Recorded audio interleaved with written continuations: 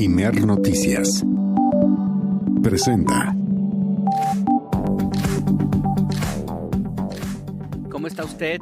Muy buenas tardes. Bienvenida, bienvenido, bienvenide a El Acento, tu punto de referencia.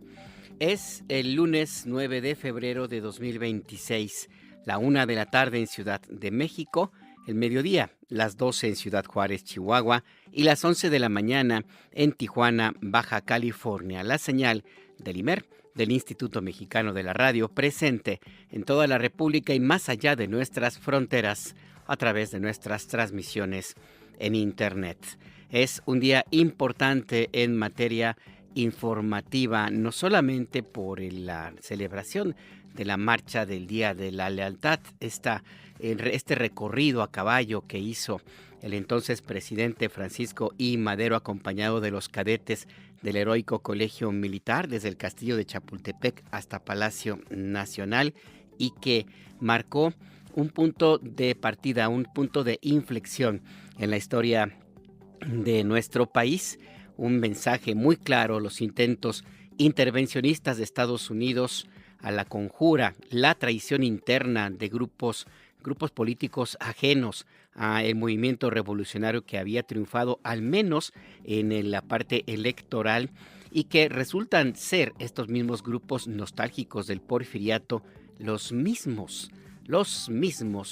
con sus distintos protagonistas, pero en el fondo son los mismos que ahora están en el profundo desamparo, en la desesperación y en la toma de medidas radicales para tratar de que regresen sus privilegios y restablecer ese sistema en el cual medraron durante décadas. No cabe duda que la historia tiene enseñanzas claras en este sentido.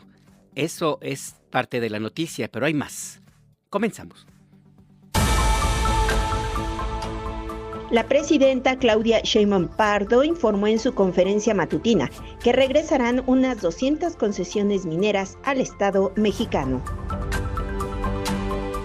La presidenta Claudia Sheinbaum informó que el gobierno trabaja en acciones diplomáticas para recuperar el envío de petróleo a Cuba. Calificó de injustas las sanciones anunciadas por Estados Unidos porque dijo: no se puede ahorcar a un pueblo. Encabeza la presidenta Claudia Sheinbaum ceremonia por el 113 aniversario de la Marcha de la Lealtad en el Zócalo de la Ciudad de México. Durante la ceremonia, el titular de la Sedena, el general Ricardo Trevilla Trejo, llamó a la unidad nacional y ratificó la lealtad de las Fuerzas Armadas a la presidenta. Está bien que la gente sepa quiénes son los legisladores del PRI y del PAN que asistieron a la Conferencia de Acción Política Conservadora en Washington, consideró la presidenta Claudia Sheinbaum. Aseguró que ellos no quieren la democracia. Alrededor de 3.500 personas, más de la mitad menores de edad, han sido retenidos en el centro de detención para familias migrantes en Dilley, Texas, donde narraron la angustia de ser arrancados de sus vidas en Estados Unidos y el miedo a su porvenir. Este lunes continúa en la Ciudad de México la jornada de vacunación masiva contra el sarampión.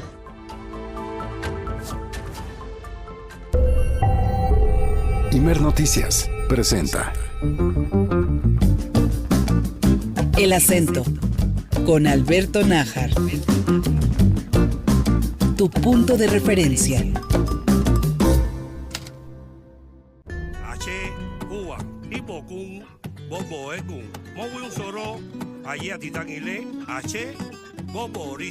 Tierra, aquí nació mi canto, mi bandera.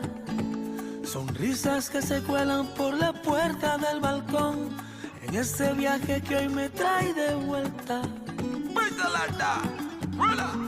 Viejo, no sabes cuánto echo de menos el ruido de mi pueblo y la caricia de ese mar. Cuando no estoy contigo yo te invento. Traigo oxidado el corazón, me hace falta cuerda. Mi alma necesita transfusión, sangre de mi tierra. Regreso a la cuna que me vio nacer, regreso a este barrio que me vio correr. Lo que fui, lo que soy y seré por mi isla bella. De vuelta al refugio que calma el dolor. La canción se llama Cuba Bella y es interpretada por el grupo Orishas, que se formó a finales de los años 90 en Cuba. Se formó más bien en París a finales de los años 90. Está integrado por los cantantes cubanos Yotuel, Roldán y Rutso, quienes fusionaron la música de hip hop con ritmos tradicionales cubanos. Esta canción se lanzó en 2016 y es una interpretación a la nostalgia por la tierra, por la isla, por los campos de cultivo, por el malecón, por los mares, pero sobre todo por la gente que sobrevive desde hace décadas al bloqueo criminal establecido por Estados Unidos y sus países lacayos, que ahora han tenido un nuevo episodio al tratar de ahogar una vez más a los ciudadanos cubanos en este intento de Donald Trump de obligar a un cambio de régimen en la isla, sin recordar que esto lo han intentado otros como él mismo durante décadas, desde 1959, y han fracasado. Cuba es mucho más allá del régimen político que gobierna desde 1959, que se puede estar o no de acuerdo con la Revolución Cubana, pero en lo que tendría que haber una coincidencia, al menos sería lo más normal, lo más decente, quiero ponerlo de esta manera, es que hay millones de personas como Yotuel, como Roldán, como Rutso, como las imágenes que muestran generalmente en documentales, en historias que se divulgan ahora mismo en redes sociodigitales, que hablan de personas que viven, que se desarrollan, que crecen, que estudian y que han fomentado el desarrollo a trompicones, si usted me lo permite, de un gobierno y de una población que plantea sobre todo la dignidad y la sobrevivencia ante el acecho de los poderosos. Este es el mensaje que ha cundido en México durante décadas. México ha tenido un apoyo solidario histórico a los cubanos, inclusive en periodos de un profundo autoritarismo, como fueron los gobiernos del Partido Revolucionario Institucional, y también gobiernos bañados en sangre derramada por decenas, cientos de miles de mexicanos asesinados por las bandas de delincuencia organizada, protegidas por Felipe Calderón Hinojosa. A pesar de ello, se ha mantenido el apoyo solidario a Cuba, y este es el mismo caso. La presidenta Sheinbaum insiste que la ayuda de nuestro país a los ciudadanos cubanos se va a mantener, y con esto se pone el mensaje muy claro, porque la principal diferencia entre México y Estados Unidos en términos históricos es esta ayuda a contraviento y marea que se ha mantenido desde el nacimiento de la Revolución Cubana por parte de México y de los mexicanos. Cuba, pues, es también Orishas, esta canción que se lanzó hace 10 años exactamente y que reivindica el ser, la profundidad de la sociedad cubana, que se mueve, que respira, que se desarrolla, que resiste a pesar de todo. Sangre de mi tierra. Regreso a la cuna que me vio nacer, regreso a este barrio que me vio correr. Lo que fui, lo que soy y seré por mi isla bella. De vuelta al refugio que calma el dolor y vuelvo al recuerdo del primer amor. Únete a nuestro canal. Síguenos en X, Facebook e Instagram como Imer Noticias.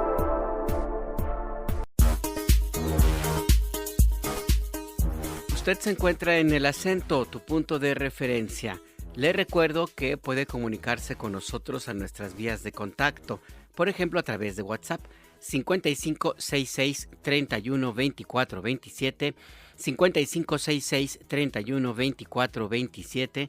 Nos puede enviar mensajes a @imer_noticias en X y en Threads, en hilos, o bien nos puede escribir a Imer Noticias. Así nos llamamos en Instagram y en Facebook. A mí me ubica como @anajarnajar en X, antes Twitter. Le recuerdo también que todo el equipo del Sistema Nacional de Noticiarios del Imer trabaja día y noche para mantenerle informada, informado, informade en tiempo real. Aquí en la cabina del estudio C se encuentra José Luis Plasencia en la operación, Sofía Gutiérrez en la producción y en los micrófonos Alberto Nájar. Seguimos. Mineras regresarán más de 200 concesiones. Este es un dato que la presidenta Claudia Sheinbaum dio a conocer esta mañana en la conferencia de El Pueblo.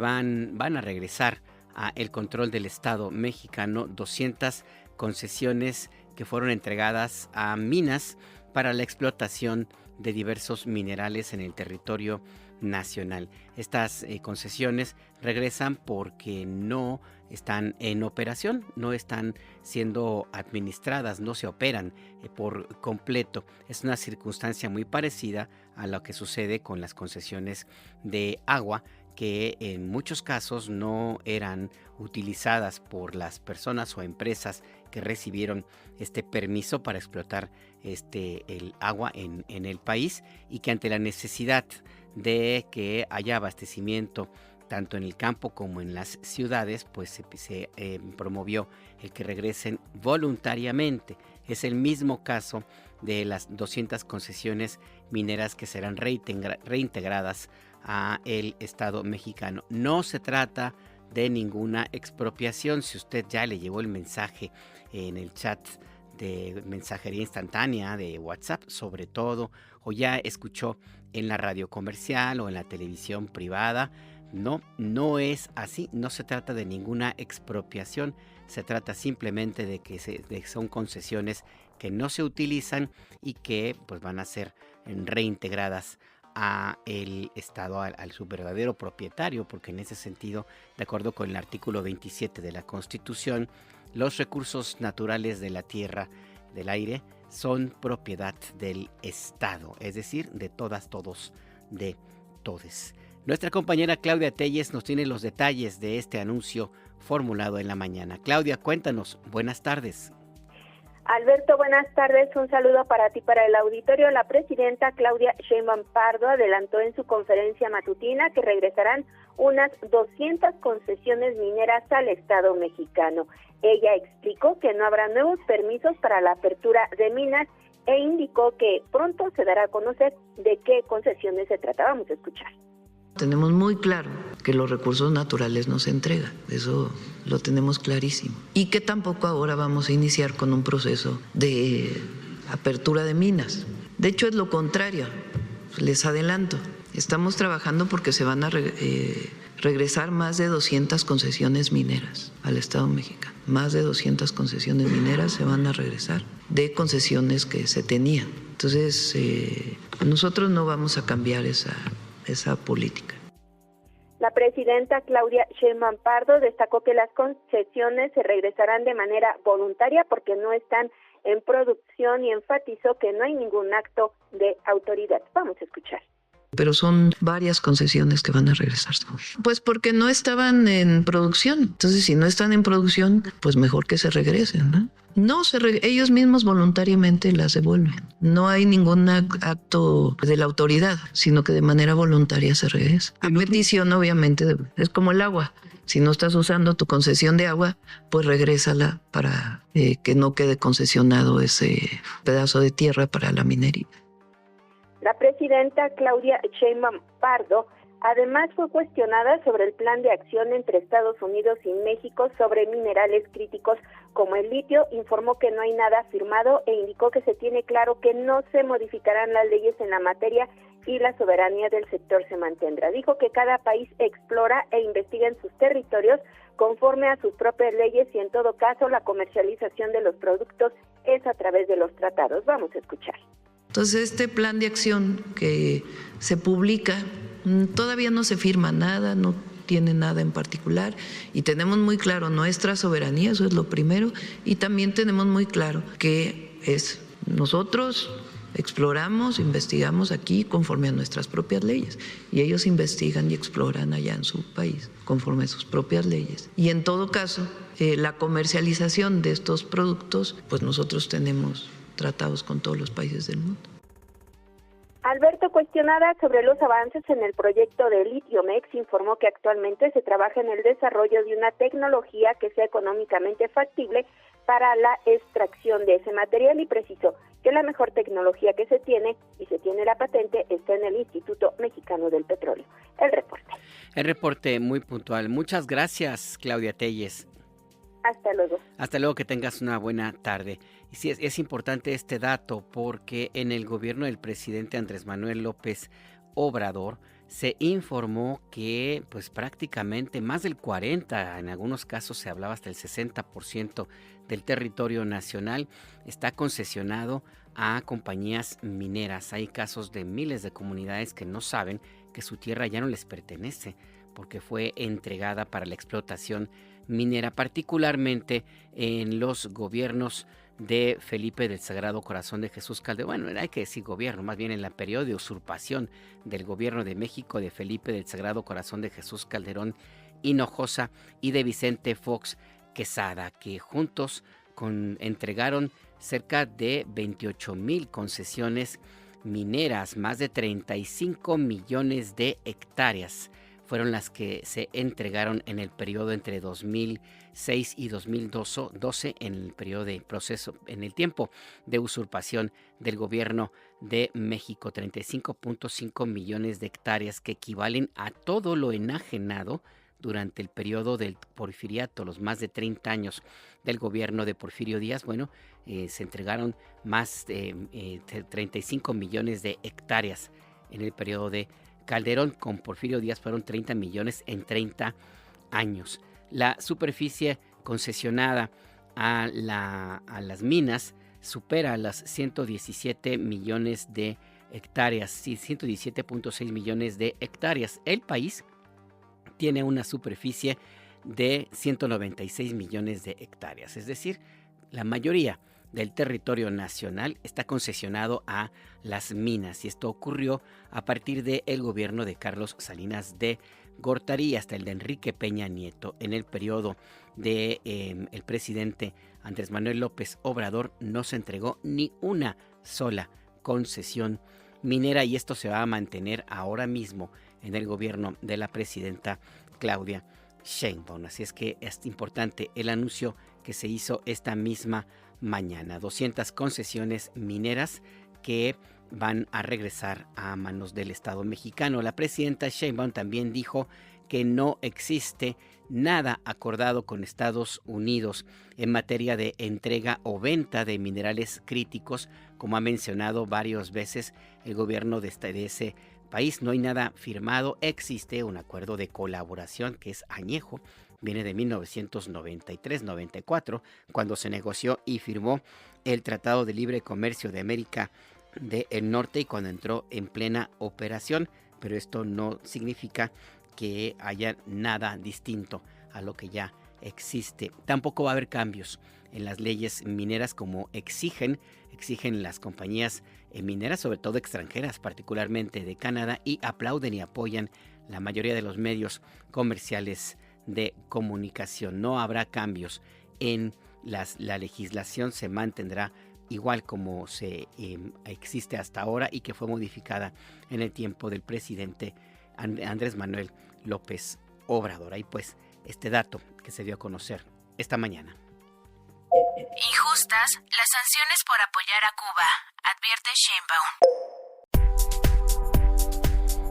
Este es otro de los puntos centrales de la información este lunes 9 de febrero. La presidenta Claudia Sheinbaum señaló que se mantendrá el apoyo humanitario a Cuba por razones que ya se han dado a conocer varias veces, tratar de evitar una crisis humanitaria. El fin de semana zarparon 2 buques con ayuda humanitaria, comida sobre todo y equipo técnico para la isla en un primer intento de aliviar la situación cada vez más crítica de los cubanos. El gobierno de Cuba anunció también este fin de semana que ayer terminó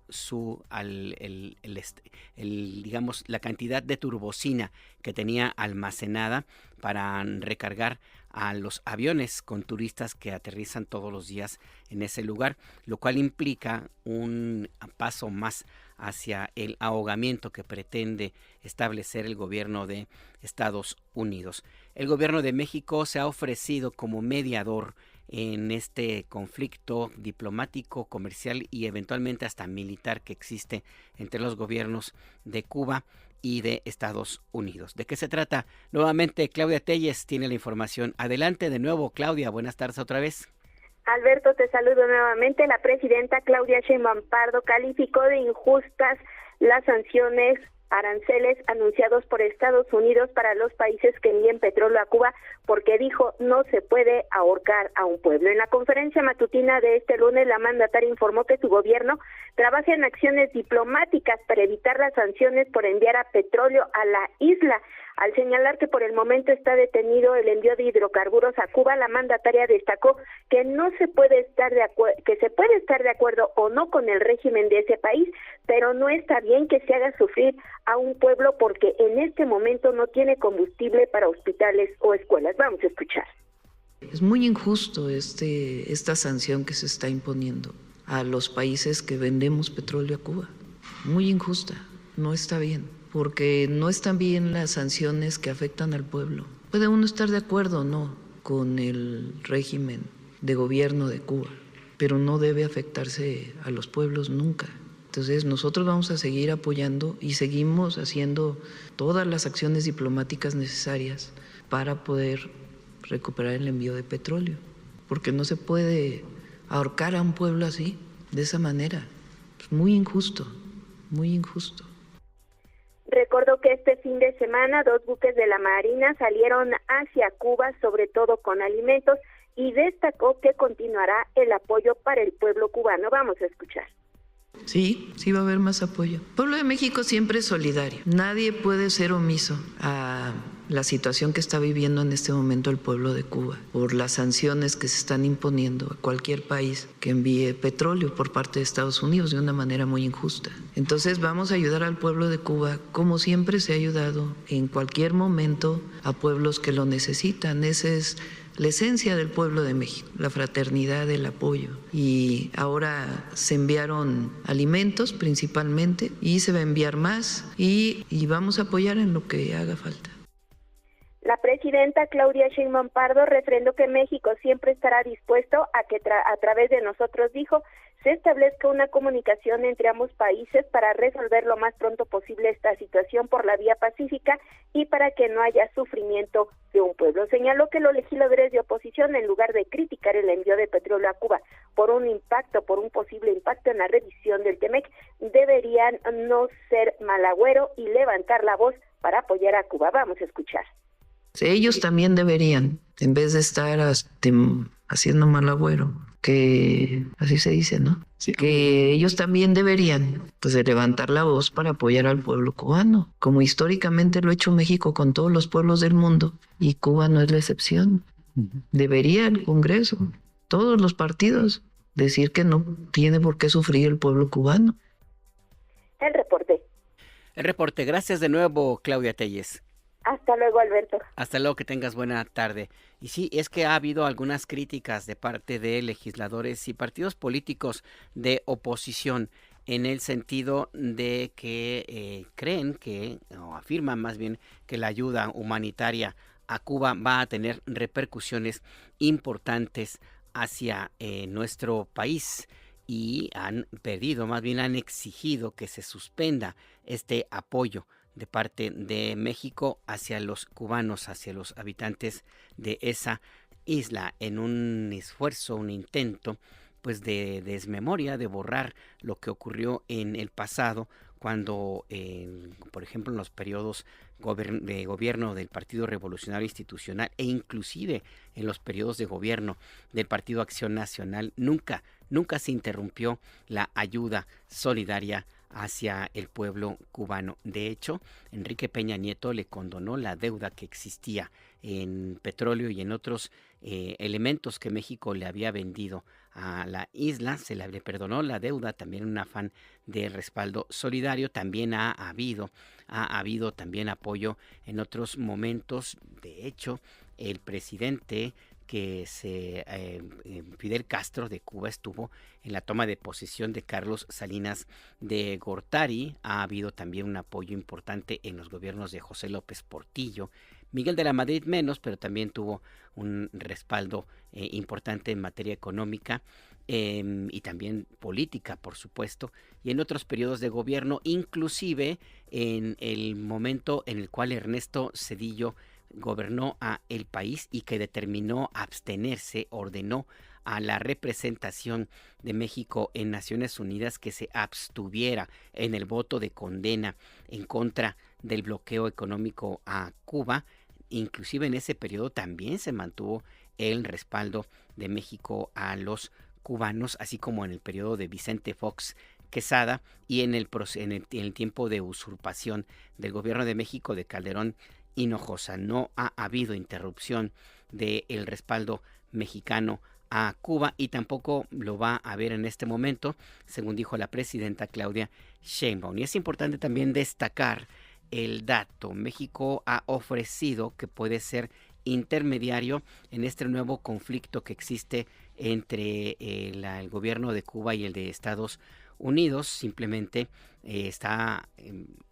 los dos países tendrían que decidir si están o no de acuerdo en que México intervenga para llegar a un buen puerto en este sentido. Y es también importante destacar este tema. Es verdad, esta ayuda humanitaria que se envía a Cuba no puede resolver por completo la crisis que se vive en la isla, pero sí es un gesto que ayuda en una especie de efecto dominó para que otros países, si así lo deciden, pues se decidan a mantener el ejemplo mexicano y reinstauren la ayuda hacia el pueblo cubano. Es también un elemento importante que hace diferente a México de Estados Unidos, esta solidaridad histórica que ha existido desde hace ya décadas, como le menciono. También es importante este planteamiento que hace la presidenta Claudia Sheinbaum a los que critican a la oposición, que pues se mantiene en esta labor de zapa de tratar de minar el respaldo a la presidenta de la República, y lo hacen a través de las críticas al apoyo que se entrega a el gobierno cubano. Este es un tema importante porque lo que se ha conformado hasta ahora es un respaldo que no pasa por estos partidos políticos. Es un respaldo que viene oficialmente del gobierno de la República y al que se han sumado también algunos empresarios, algunas de las cadenas más importantes del sector privado de México han planteado que van a enviar ayuda humanitaria a los cubanos, así como también organizaciones civiles que mantienen un respaldo hasta ahora más bien político, de movilizaciones y de condena a las acciones del presidente Donald Trump, pero que de alguna u otra manera todo suma y hace un conjunto que pues hace la diferencia, marca la diferencia en América Latina una vez más de parte del gobierno de México.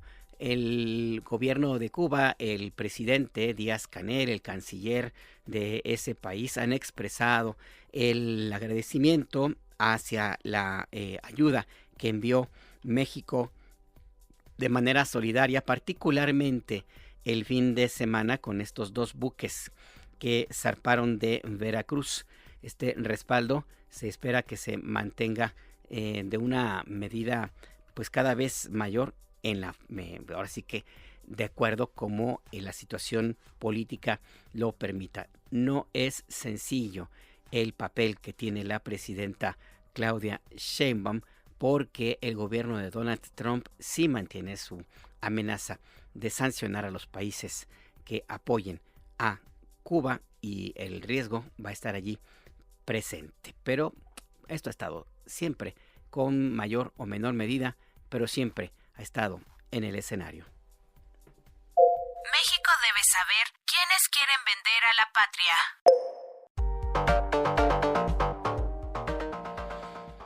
Y es que la semana pasada un grupo de políticos se fueron a la cumbre de la CEPAC, que es un organismo creado hace pues ya algunos ayeres y que reúne a los grupos conservadores de ultraderecha de Estados Unidos. Es un encuentro que se lleva a cabo pues cada cierto tiempo, tiene una conferencia anual y en esta ocasión pues contó con la presencia de varios legisladores, políticos, comentaristas, hubo también comentócratas, andaba ahí Jorge Antonio Menéndez, ahorita le doy el nombre completo, estuvieron ahí Carlos Alarraqui, que es un publicista, el publicista favorito de Madrazo, de Roberto Madrazo, quien fue presidente del PRI, candidato presidencial. También estaba la directora de la revista Siempre, Beatriz Pajés Yergo.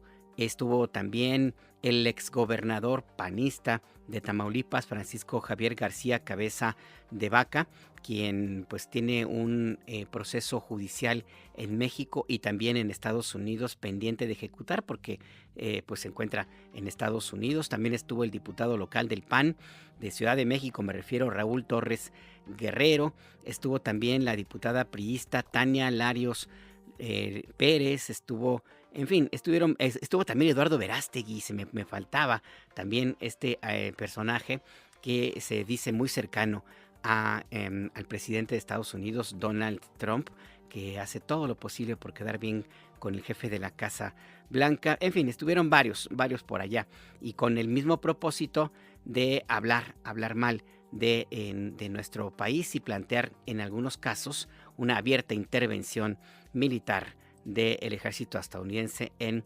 México. Esto fue abordado esta mañana por la presidenta Claudia Sheinbaum justo en el día en que se celebra el 113 aniversario de la Marcha de la Lealtad. Este acontecimiento que pues permitió mantener la vida política durante algún tiempo del entonces presidente Francisco I. Madero y que fue el antecedente de la llamada decena trágica, que en realidad fueron varios días de combate y terminaron con el golpe de Estado en contra del presidente Madero. Hoy se llevó a cabo esta ceremonia. Ahí estuvo nuestra compañera Guadalupe Franco, que tiene los detalles. Escuchemos.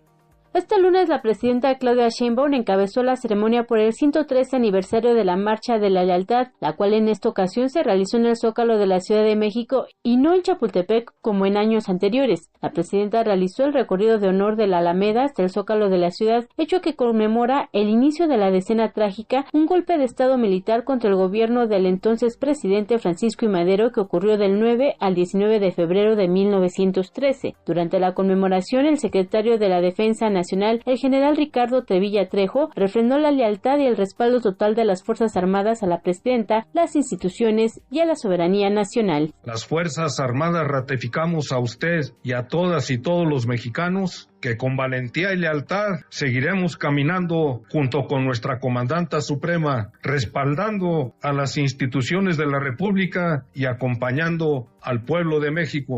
Con valentía y lealtad seguiremos portando con honor nuestra orgullosa bandera, que es la guía que nos conduce hacia las mejores causas de la patria. Con valentía y lealtad seguiremos defendiendo los pilares de la seguridad nacional de nuestro país, la integridad, independencia y soberanía nacional. Ante integrantes de los tres poderes de la Unión e integrantes del Gabinete Legal y Ampliado, el general Ricardo Trevilla Trejo llamó a la unidad nacional para hacer frente a los desafíos que ponen en riesgo el bienestar de las familias y la seguridad nacional.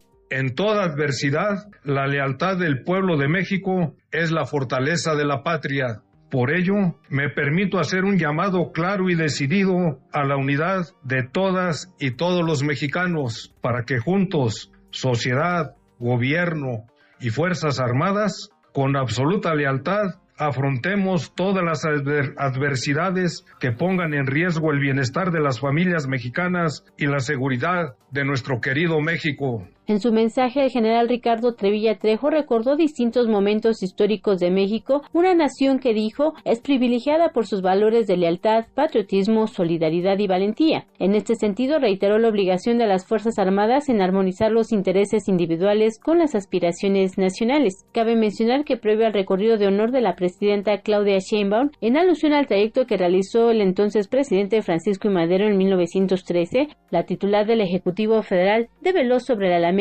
la placa conmemorativa de la Marcha de la Lealtad. Para Imer Noticias le informó Guadalupe Franco Cinturión. Ahí pues la información de la Marcha de la Lealtad, pero hubo también otro ángulo. ¿Cómo disfrutaron? ¿Cómo estuvieron las personas que asistieron, que atestiguaron este desfile que partió desde que se llevó a cabo en el Zócalo de Ciudad de México? Nuestro compañero Abia Vargas estuvo allí y nos tiene la siguiente crónica. Abia, buenas tardes, adelante. Muy buenas tardes, Alberto, a ti, al auditorio de Imer Noticias. Pues sí, en un ambiente patriótico y de orgullo nacional, pues cadetes y soldados de las Fuerzas Armadas tomaron Bellas Artes y la Alameda del centro histórico de la Ciudad de México. Dar la calle Francisco I. Madero y llegar hasta el Zócalo durante la Marcha de la Lealtad. Frente a la presidenta Claudia Sheinbaum y los titulares de la Secretaría de la Defensa Nacional y Marina, Ricardo Trevilla Trejo y Raimundo Pedro Morales Ángeles, cadetes presenciaron la develación de la placa conmemorativa por el 113 aniversario de la Marcha de la Lealtad. Antes de las 9 de la mañana, las calles de Juárez y Eje Central pues cerraron su circulación para poder llevar a cabo el evento militar que, como bien escuchamos, pues conmemora el histórico recorrido de 1913 en donde cadetes del heroico Colegio Militar pues escoltaron al presidente Francisco I. Madero desde el castillo de Chapultepec hasta Palacio Nacional. Cadetes arribaron al monumento a Madero instalado en el centro de la Plaza de Bellas Artes marchando, portando su uniforme de gala y rifles que sostenían en su costado derecho y al izquierdo una daga en su funda. Al terminar la develación, los cadetes marcharon detrás del convoy de donde iba a bordo la presidenta Claudia Sheinbaum y los titulares de las Fuerzas Armadas y desfilaron por la calle de Francisco I. Madero, en donde pues fueron vistos y capturados por celulares de personas que presenciaron con orgullo la marcha. Perla Juárez, quien fue una de las asistentes que presenció el acto, pues dijo sentir orgullo de las fuerzas militares y el patriotismo que sintió. Escuchemos. Muy gratificante y orgulloso ver pues obviamente a los cadetes que representan el Estado mexicano y obviamente verlos con sus trajes de gala. La verdad eso representa pues ver a los... Bueno, ahora sí que el orgullo de México, ¿no? Porque son los que representan pues en este caso el patriotismo de México. Los elementos de las Fuerzas Armadas arribaron al Zócalo capitalino pasadas las 10 de la mañana en donde celebraron el discurso de la presidenta Claudia Sheinbaum y escucharon el pase de lista. En tanto, pues decenas de cadetes montaron guardia en la calle Francisco I. Madero con sus rifles postrados a nivel de piso frente a ellos, mientras otros pues los esperaban calles más atrás en fila en señal de respeto y orgullo nacional. Los rostros que de los asistentes fueron de sorpresa y patriotismo, como Liliana Montero, quien asistió pues a la marcha y quien fue pues para ella la primera vez que presenció el acto y quien grabó con su celular la marcha. Ella pues resaltó también el orgullo de ser mexicana. Escuchemos. Bueno, se siente un orgullo el ver a los cadetes desfilar. Nunca lo había visto, no lo había presenciado, pero estoy muy orgullosa de mi país y de ellos.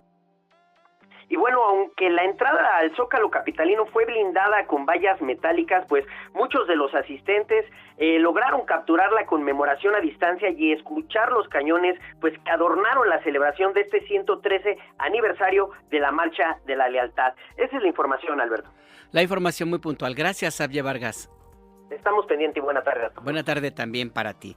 Y es que a propósito, vaya coincidencia, porque hoy le preguntaron a la presidenta Claudia Sheinbaum su opinión sobre la asistencia de diputados locales y otros políticos, comunicadores como el que le mencionaba Jorge Fernández Menéndez, es pues muy cercano a Ricardo Salinas Pliego. De hecho, tiene un programa de televisión en TV Azteca, en ADN 40, es columnista del periódico Excelsior. Estuvo por allá, de hecho él presumió en una columna que habían dado en este encuentro de la ultraderecha estadounidense. También estuvieron otros personajes como les decía, como Carlos Alasraqui, Beatriz Pajés Yergo, quien es la directora de la revista Siempre. Estuvo Jesús Valenciano, alcalde de Delicias, Chihuahua. El diputado Federico Dorin, también diputado del Partido Acción Nacional en Ciudad de México. Usted lo recuerda, es uno de los principales orquestadores del desafuero en contra del entonces jefe de gobierno de Ciudad de México, Andrés Manuel López Obrador. Estuvo el senador del PRI, Mario Zamora Gastelum. Manuel Andrade Díaz fue gobernador de Tabasco, muy cercano a Roberto Madrazo Pintado. Roberto Madrazo, ex gobernador también de Tabasco, ex presidente del PRI, ex candidato presidencial, y pues él y su familia son propietarios de algunas de las empresas que acapararon durante varios años la distribución y entrega de medicamentos a el sector salud, con un proceso pleno en irregularidades, según se ha denunciado, y es el principal financista de este portal Latinus, que ha sido señalado múltiples ocasiones de presentar solamente información sin comprobar, mentiras, campañas de violencia. Estuvo también el diputado Raúl de Jesús Torres Guerrero, quien se hace llamar diputado migrante, también del PAN. Juan Iván Peña Nader, él es fundador de la organización México Republicano y es quien pretende fundar el Partido Republicano en México. Él quiere hacerlo también acá en nuestro país. Estuvo Rosy Orozco, ella ha sido señalada varias ocasiones pues de utilizar la organización civil que fundó, que supuestamente atiende a víctimas de esclavitud sexual. Ha sido señalada de utilizar este organismo para su propio beneficio político. Fue diputada también por el Partido Acción Nacional y junto con su pareja pues han sido señalados de ser los principales asesores religiosos de Felipe del Sagrado Corazón de Jesús Calderón Hinojosa. Y como le comentaba, también estuvo Francisco Javier García Cabeza de Vaca, exgobernador de Tamaulipas. Sobre este tema, la presidenta Claudia Sheinbaum dijo básicamente en la Conferencia del Pueblo que está bien que se sepa quiénes fueron y para qué viajaron a Washington. Escuchemos. Ellos a lo que quieren regresar o lo que aspiran pues es un gobierno totalitario. Ellos no quieren la democracia. Entonces está bien que se descubran quiénes son. Es el PRIAN de siempre, que busca el totalitarismo, que busca un gobierno represor, que no quiere al pueblo, que usa las mentiras para denostar a la gente, muy racistas, muy clasistas, muy machistas. Entonces está bien que la gente sepa lo que son. O sea, dejaron su trabajo en la Cámara para irse allá a codearse con la derecha internacional, con el conservadurismo internacional, que no tiene nada que ver con nuestra historia. La presidenta Claudia Sheinbaum recordó que este grupo en la Conferencia de Acción Política Conservadora, que es el foro conservador más antiguo de Estados Unidos, que está, pues es un espacio donde lo único que hay es la posición de ultraderecha. Hay muchos supremacistas, hay inclusive personajes que forman parte del Ku Klux Klan y de otros grupos de más reciente presencia pública, como los famosos Proud Boys, que fueron los que invadieron el Capitolio hace 6 años en respaldo a Donald Trump. Bueno, pues la derecha, es decir, este grupo que estuvo de mexicanos allá tienen estos sinónimos, este comportamiento. Vamos a escucharlos. Estos que hipócritamente dicen que el autoritarismo está en nosotros. No, nosotros buscamos la democracia, siempre la hemos buscado, como la representación del pueblo, siempre. Allá pues se andan codeando con la derecha internacional, que es igual a la intolerancia, igual a la represión, igual a la violencia, igual al racismo, igual al clasismo, igual al conservadurismo del siglo XIX. Son lo mismo y eso es lo que anhelan. Pero el pueblo de México siempre los ha derrotado. Pero está bien que digan quiénes son, porque aquí además llevan el apellido de corrupción. Esa es la historia de ellos. En cambio ahora pues el pueblo está con la transformación. Y uno de los señalados de asistir a este encuentro de ultraderecha es el diputado Raúl Torres, quien se presenta como diputado migrante. Forma parte del grupo parlamentario del Partido Acción Nacional en Ciudad de México. Ha sido muy cuestionado por su asistencia a esta reunión y lo hizo a pesar de que tenía sesión. Era día laboral y no importó, se fue a Washington pues para tratar de participar en este espacio donde lo que hubo fueron, además de críticas hacia el gobierno de México, además de posiciones supremacistas, racistas y de violencia, lo que hubo fue también una actuación y un planteamiento mediático y también de política pública muy extrema en términos de la posición de Estados Unidos en contra de los migrantes. Bueno, pues hubo un respaldo del Partido Acción Nacional a este legislador. Pero pues lo que sucede allá no es todo, porque la mayoría parlamentaria del Congreso de Ciudad de México ha determinado que tomará algunas acciones. ¿De qué se trata? Le contamos enseguida.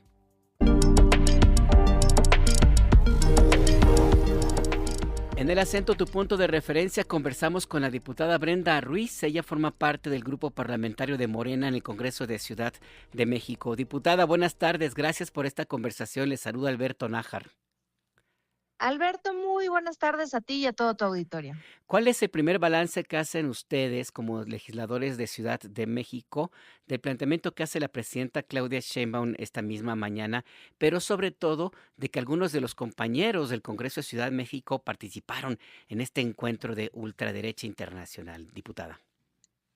Pues mira, a mí me parece que es una vergüenza, o sea, asistir con esta cumbre de ultraderechistas donde hay neonazis declarados, fascistas abiertos, donde el presidente de esta asociación de conservadores de ultraderecha, pues ha tenido diversas demandas por acoso y abuso sexual, ha llegado a acuerdos reparatorios millonarios con las víctimas, e ir a presumir fotos con él me parece vergonzoso.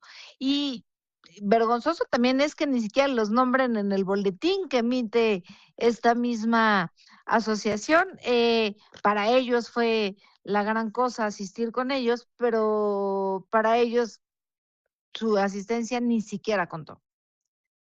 No contó, como si no hubieran acudido, pero sin embargo estuvieron muy presentes, lo difundieron en redes sociodigitales. Me llama la atención el caso. Ellos, sí. Sí, el caso de este diputado. Sí, ellos le dan muchísimo vuelo, ¿no? Eso te habla de que para ellos lo relevante que es ir a ponerse de tapetes de la ultraderecha, ¿no? Y en el caso de la diputada del PRI, pues solo habla de su hipocresía, porque ella se declara a sí misma o ha dicho que es feminista, pero yo no entiendo cómo una feminista pueda presumir que va con la ultraderecha, que es antimujeres, antiderechos, pues nada más habla de cómo trae la brújula perdida, ¿no? Y hasta donde yo me acuerdo, el PRI había dicho que era un partido de centro izquierda, o en eso se habían quedado, pero pues como ya traen muy perdida la identidad, pues ahora van a eventos que se abren con una oración,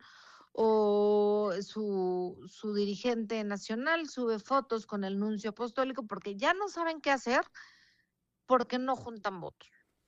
La realidad es que PRI y PAN, entre los dos, no llegan ni al 1.5 millones de afiliados. Esa es la realidad, están perdidos, traen la brújula completamente extraviada, entonces ahora están viendo a ver si en la ultraderecha pueden robarse un poquito de todo lo que han perdido, porque la gente se da cuenta perfectamente bien de lo que son el PRI y el PAN.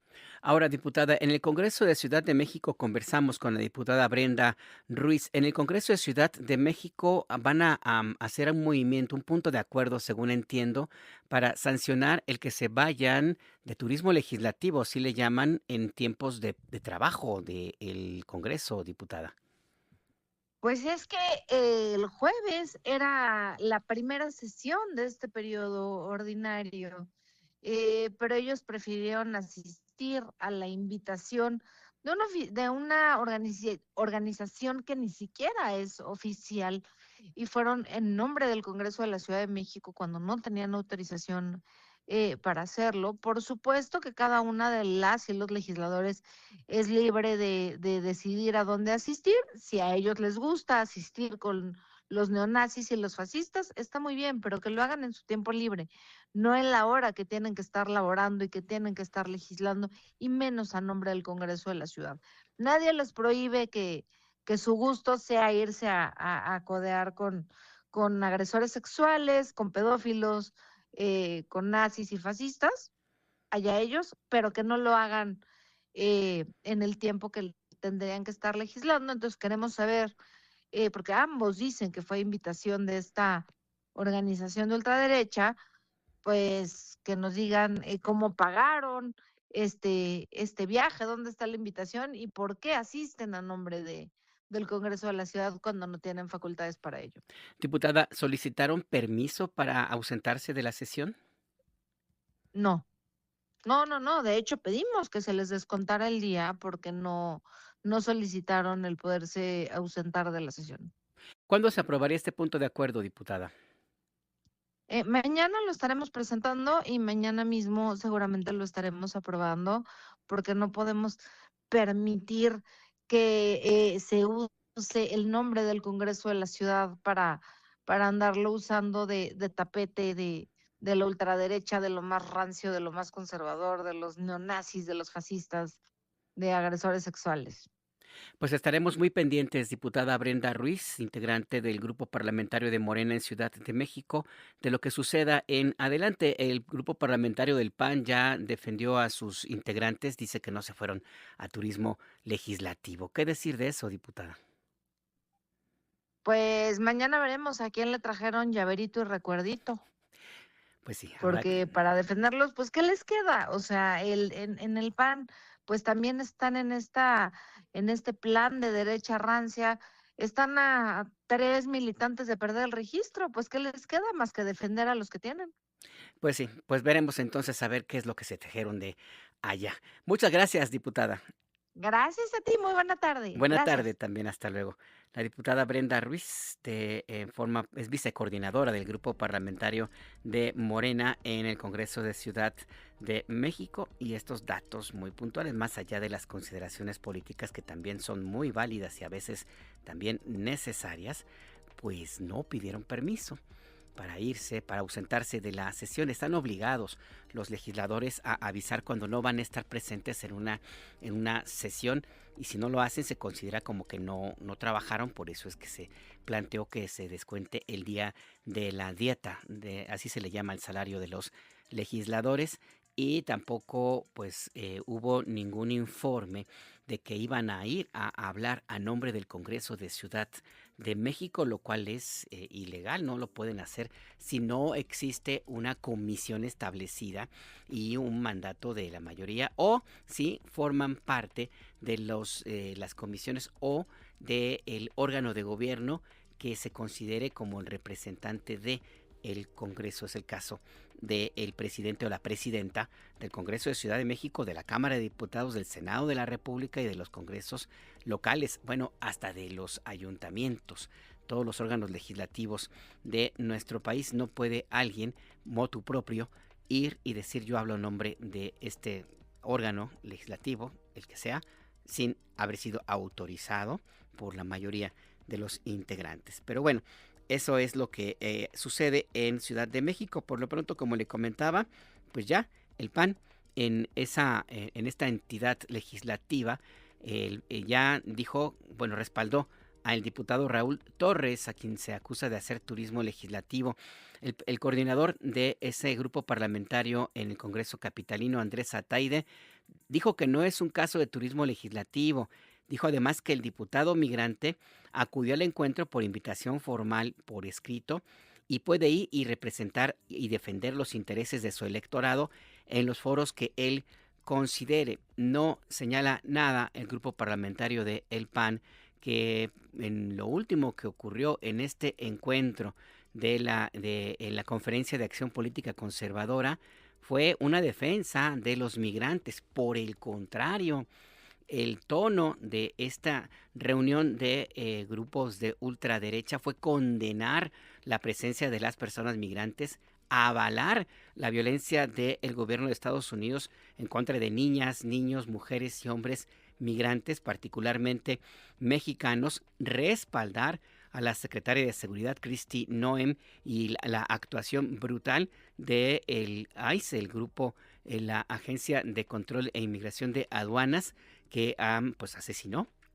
a 2 ciudadanos estadounidenses y ha sido acusado en múltiples ocasiones de aplicar una política de corte racista y de selección en los ataques en contra de personas migrantes, de detener a las personas por su perfil racial y de utilizar cánticos, lemas, banderas y estrategias de la ultraderecha, inclusive de corte nazi, como le hemos comentado en varias ocasiones, y el caso más reciente, pues es el dejar las tarjetas de la muerte que se utilizaron por los soldados estadounidenses en la guerra de Vietnam y que se consideró una de las acciones más brutales de violación a los derechos humanos. Utilizaban las tarjetas, se las dejaban en la boca de las personas vietnamitas que asesinaban y lo dejaban como una especie de burla, como un mensaje de terror, estas tarjetas de la muerte que ahora ICE utiliza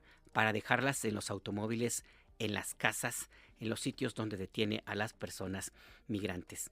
Ese fue el tono de esta cumbre, de esta conferencia de acción política conservadora, por lo cual pues está un poco distante, lo quiero poner de esta manera, de los intereses que supuestamente fue a defender el diputado migrante Raúl Torres a este encuentro de la CEPAC. Por lo pronto, la presidenta Sheinbaum también se refirió a otro caso de Ciudad de México. Le preguntaron sobre el concejal José Emilio Villar González, es concejal del partido Morena en la alcaldía Cuauhtémoc, quien la semana pasada puso en la explanada de la alcaldía una mesa y también una sombrilla para protegerse del sol y de la lluviecilla que cayó por aquellos días, para atender a las personas que votaron por él, a los habitantes de la alcaldía Cuauhtémoc. ¿Qué fue lo que sucedió? Bueno, pues que la alcaldesa, Alessandra Rojo de la Vega, ordenó que lo desalojaran, lo echaran de la plaza, inclusive le iniciaron un procedimiento administrativo porque supuestamente no tiene derecho a atender a los ciudadanos. Esta persona que representa a los ciudadanos de la alcaldía Cuauhtémoc. La presidenta Sheinbaum habló sobre este tema. Vamos a escuchar. No conocía el caso. De ser cierto, pues muy autoritario, ¿no? Un concejal tiene todo el derecho de poner una mesa para atender a la gente, pues si es electo, elegido por la gente. Entonces, que vuelva a poner la mesa para volver a atender a la gente. Vamos a ver. ¿Y si la alcaldesa otra vez lo manda a levantar otra vez? No, que vuelva a poner la mesa, que la ponga. Nadie puede impedir que una persona elegida por el pueblo atienda a la gente. Pues que vuelva a poner la mesa y que vuelva a poner la mesa. Que busque otra mesa ahí de su casa. Que ya me va a sacar la alcaldesa. Una silla y que vuelva a poner la mesa. Seguramente la alcaldesa ya va a sacar acompañe de la gente ahí para que atiendan a la ciudadanía. Pero ¿cómo lo van a meter preso si no cometió ningún delito? Hay que atender a la gente y nadie puede prohibir que se atienda a la gente. Es muy autoritario eso, de quitar una mesa de un concejal. Muy autoritario, ¿no? Porque luego ellos son los que dicen que hay autoritarismo de este lado. Pues sí, así fue lo que dijo la presidenta Claudia Sheinbaum de esta determinación de parte de la alcaldesa Alessandra Rojo de la Vega, quien fue postulada por el PRI y el PAN y que pues ha sido también señalada de varias irregularidades. Hay una investigación del Congreso de Ciudad de México por haber supuestamente financiado a los grupos de golpeadores que el año pasado en una manifestación que hubo en noviembre, pues terminó en ataques muy violentos en contra de la policía que custodiaba el Palacio Nacional y que fue difundida en extenso por medios internacionales. Esta investigación señala a el presidente del PRI, a Alejandro Moreno Cárdenas, y también a la alcaldesa y a otros legisladores locales de oposición de haber contratado a estos golpeadores para provocar estos disturbios en esa marcha del año pasado. Pero bueno, pues ahí lo que dice la presidenta Claudia Sheinbaum.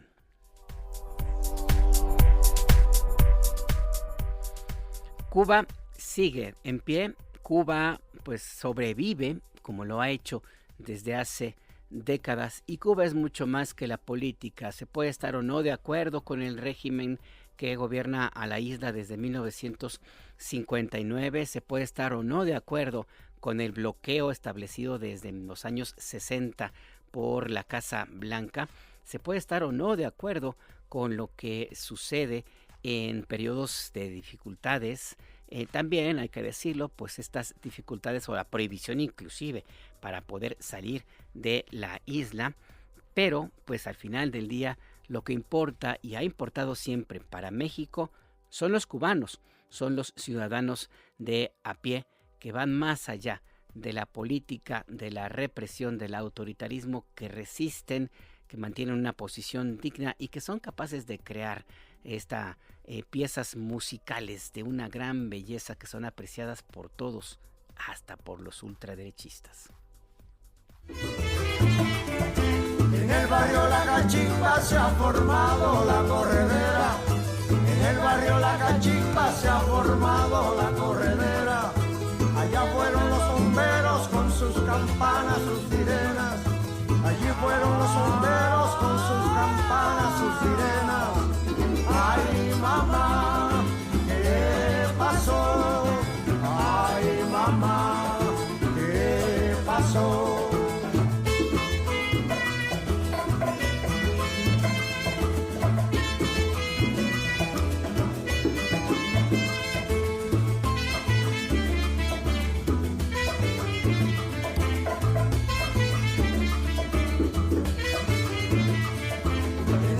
La Cachimba se ha formado la corredera. En el barrio La Cachimba se ha formado la corredera. Allá fueron los bomberos con sus campanas, Escríbenos, manda un WhatsApp al 55 66 31 24 27.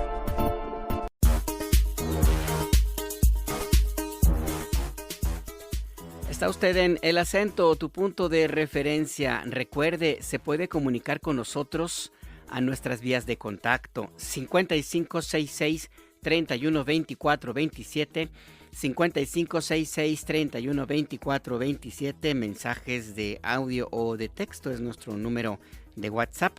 Nos puede escribir también a @imer_noticias, así nos llamamos en X y en Threads, en hilos, o bien mándenos videos, fotos, audios, mensajes de texto, lo que usted guste y mande a Imer Noticias, el nombre de este servicio informativo, en Instagram y en Facebook. A mí me ubica como @anajarnajar en esta red social que se llama X y antes se llamó Twitter. Estamos a la espera de sus comunicaciones.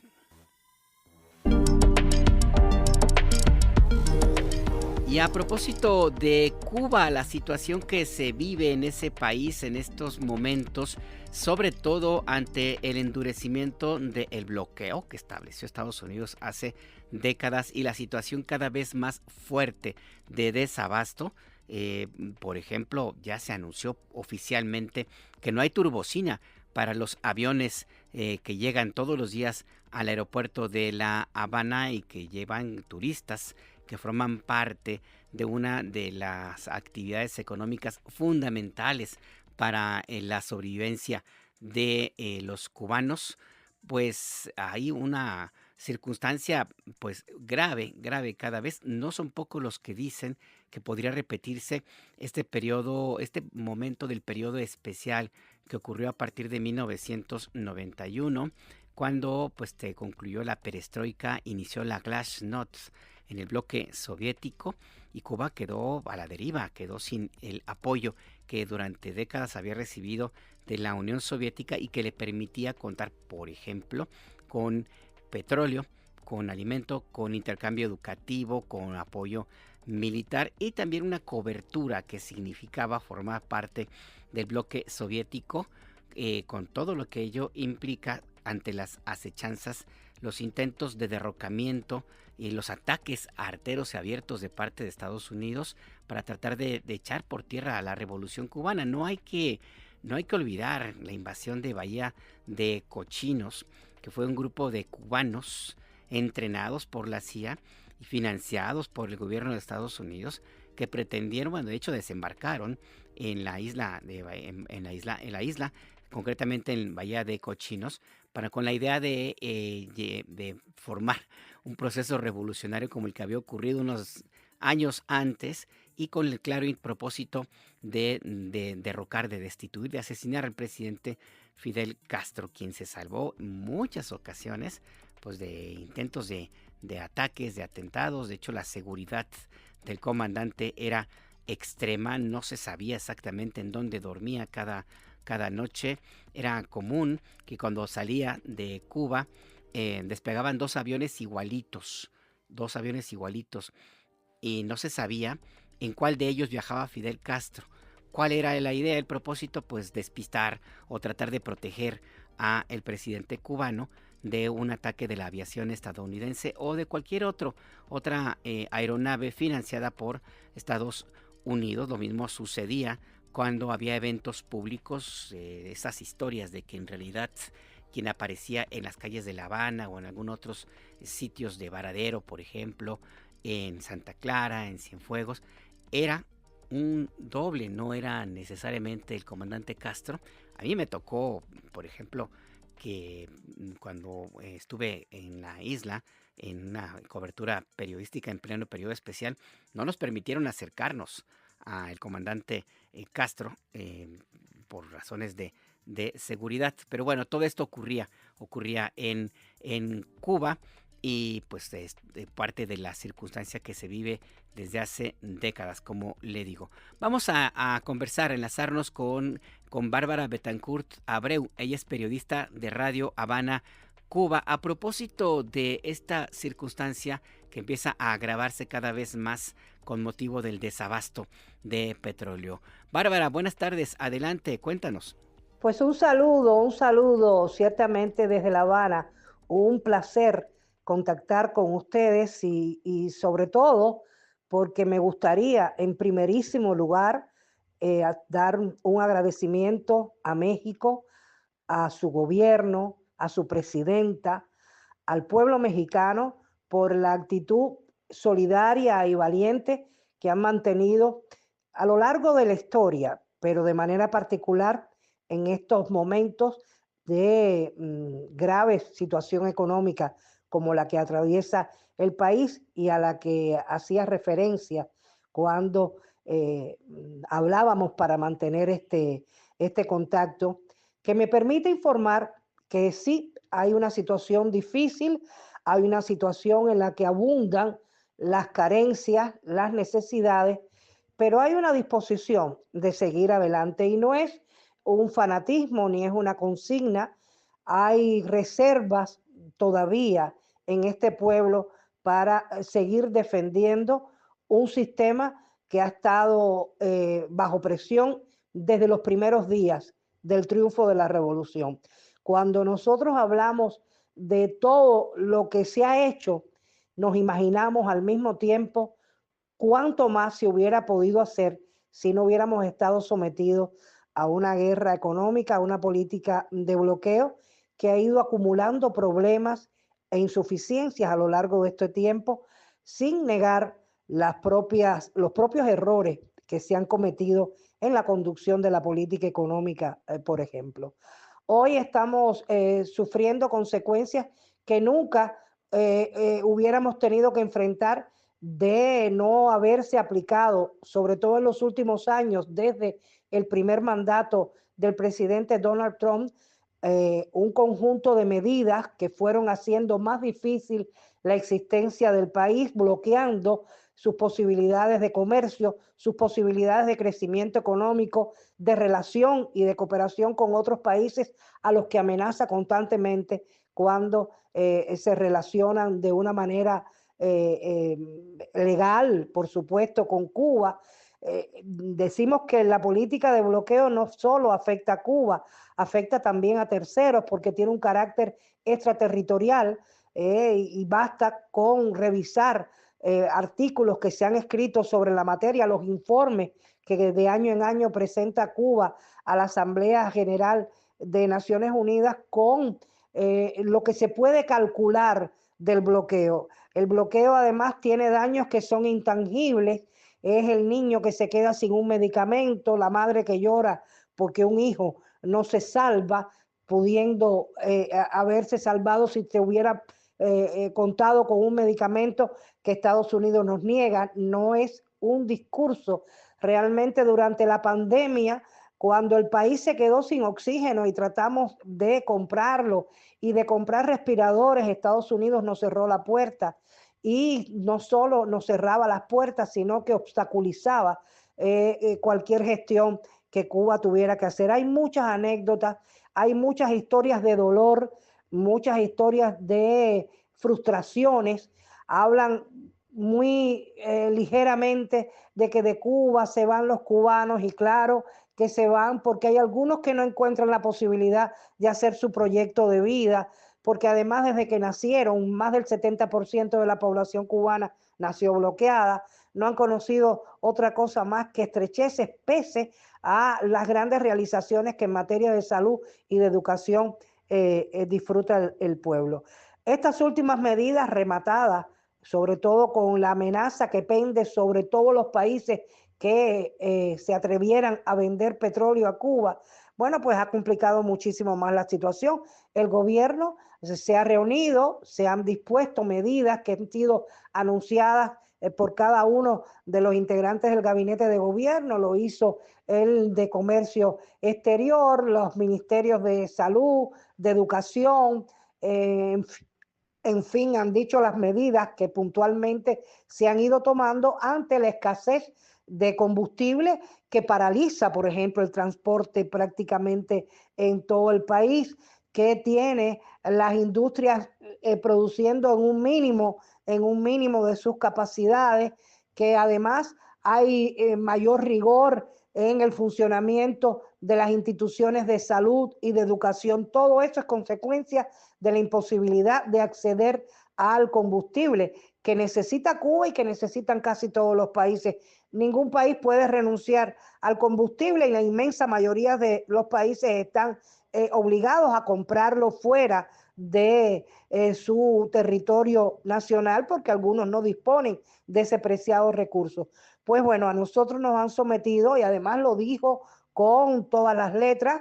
Decía el presidente Trump cuando fue preguntado que bueno, no creía que Cuba no sobreviviría porque no tendría posibilidades de recibir el combustible, y que ya esa era la última medida porque lo otro sería arrasar con Cuba, porque ya había sido sometida a enormes presiones en un claro reconocimiento de que la política de bloqueo sí funcionaba y que no era un embargo de una relación de un país con otro imposibilitado, sino el intento de aislar a Cuba, de asfixiarla económicamente. Hay algunos legisladores de origen cubano que han dicho las frases más crueles: hay que asfixiar, hay que estrangular a Cuba. Y en ese propósito están muy bien guiados por su secretario de Estado, Marco Rubio. Lo otro que podría decir es que se están buscando alternativas no solo para el combustible, sino para otros recursos que también escasean y que son necesarios en la cotidianidad.